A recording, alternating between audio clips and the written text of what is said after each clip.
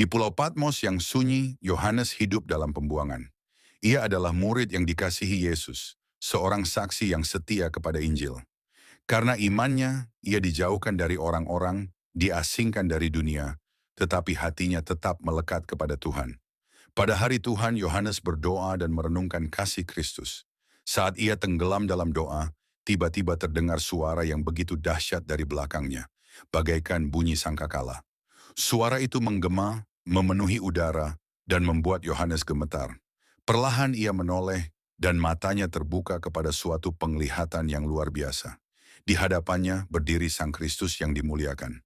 Wajahnya bersinar seperti matahari di teriknya. Matanya bagaikan nyala api yang menembus ke dalam hati. Suaranya bergemuruh seperti desau air bah yang besar.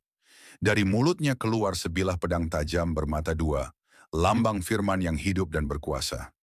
Yesus berdiri dengan pakaian putih berkilau, dan sabuk emas melingkari dadanya. Rambutnya putih berkilau seperti salju, tanda kekudusan dan kekekalan. Yohanes yang dahulu bersandar di dadanya saat perjamuan terakhir, kini hanya bisa tersungkur di tanah, karena kemuliaan itu begitu besar.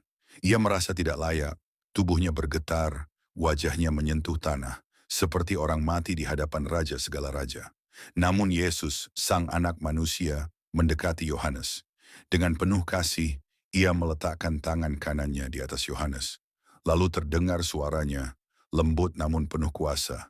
"Jangan takut, aku adalah yang awal dan yang akhir. Aku adalah yang hidup. Aku telah mati, namun lihatlah, aku hidup sampai selama-lamanya. Aku memegang kunci maut dan kerajaan maut." Kata-kata itu menenangkan hati Yohanes. Dari penglihatan inilah dimulai wahyu besar yang akan dituliskannya. Pesan bagi jemaat Tuhan di sepanjang zaman. Yesus Kristus yang telah bangkit, yang dimuliakan, yang berkuasa, menyingkapkan rahasia tentang apa yang sudah ada, yang sedang terjadi, dan yang akan datang. Wahyu itu bukan sekadar nubuat tentang akhir zaman, tetapi juga janji penghiburan bagi umat yang menderita. Bahwa Kristus memegang kendali, bahwa kuasanya melampaui maut, bahwa ia adalah Alfa dan Omega, permulaan dan kesudahan. Di pulau kecil yang sunyi, di tengah kesepian Yohanes, langit terbuka dan kemuliaan Kristus dinyatakan. Dari situlah dimulai kitab Wahyu. Kesaksian agung tentang Tuhan yang hidup, yang berjalan di tengah jemaatnya, yang akan datang kembali dengan kemuliaan.